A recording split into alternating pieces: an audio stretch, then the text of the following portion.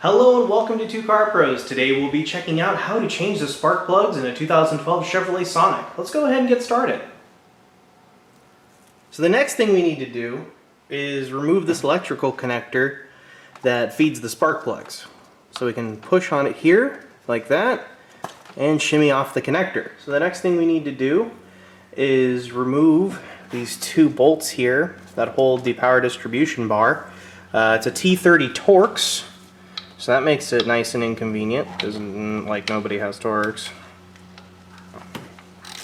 They're not on very tight. There we go, can set these aside.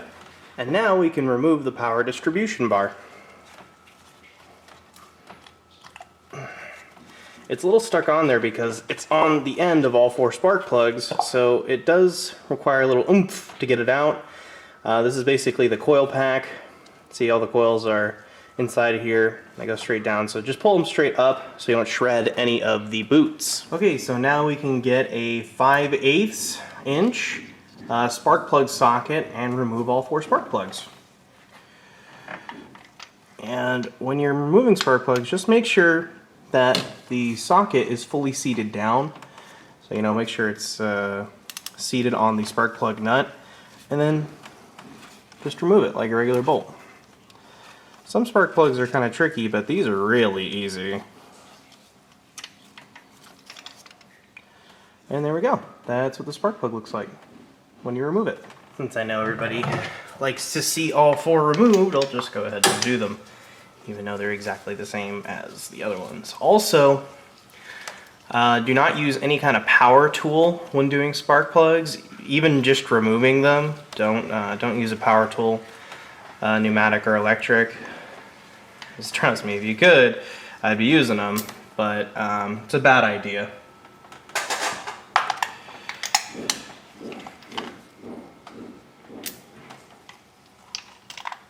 There we go, that's all four plugs out.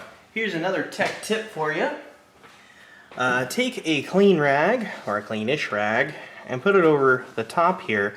This ensures no dirt or bugs or anything can get into the cylinders while we have the plugs out.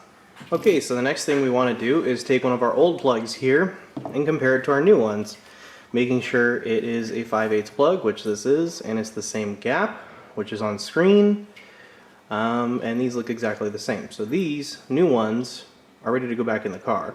There's a link down below in the description to these exact plugs. Okay, so the next thing we need to do is pull off these boots on the ignition coil's power distribution bar. It's a little unconventional because normally these are divided, so this is just one bar. It's for ease of manufacturing and assembly. It works just fine, but all you need to do is very gently remove these and remove the spring. And we're doing this because we want to get all the old dielectric grease off there. You see this? We need to remove this from in here on the spring and inside the boot. We need to do that for all four of these.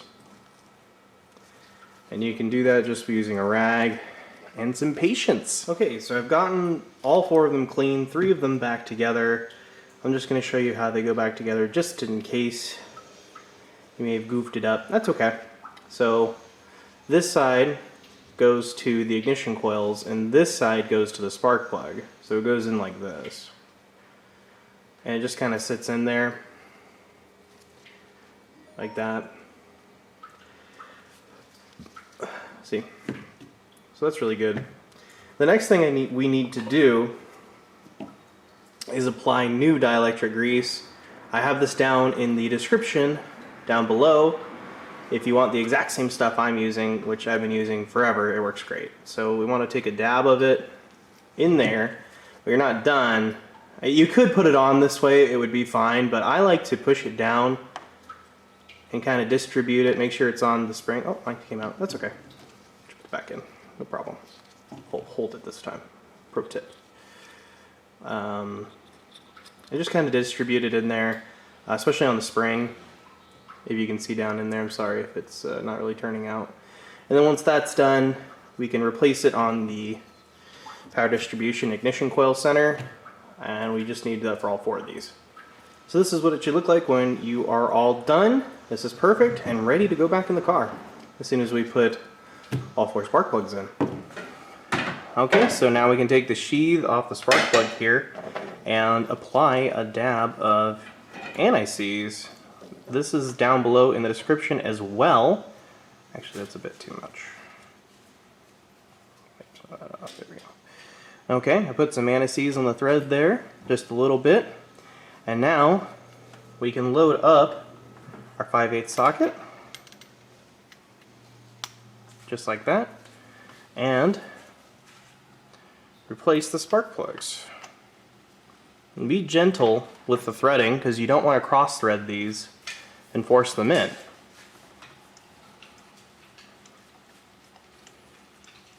So do this part by hand so you can really feel it out. Now it's gotten snug to my fingers, so now I'm going to grab my torque wrench and torque it to the factory spec. If you don't have one of these torque wrenches, you can rent them at AutoZone or O'Reilly's, and I think they're free. There we go. See that actuation? It means the torque value is set. And we can do that exact same thing for the other 3 plugs. Okay, so the next thing we need to do is replace the coil pack bar. Remember how that just came straight out? It goes back in the exact same way. Just make sure you seat it down evenly like that, and we can replace those bolts.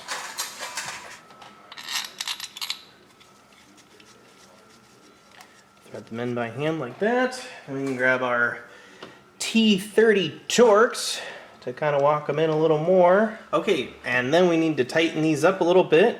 And remember, they were not on super tight, so really light. If you need a torque value like 8 foot-pounds, they were on very lightly. And these are just little, they're just little Torx threads. So you can, or not threads, but they're little Torx heads.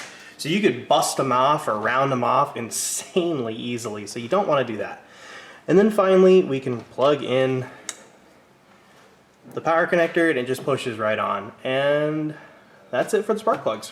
Okay, so that's the repair all finished. This is something pretty easy that anybody could do in their garage situation. Just take a little bit of time and you'll do great. Thank you so much for watching. Make sure you're subscribed and I'll catch you next time.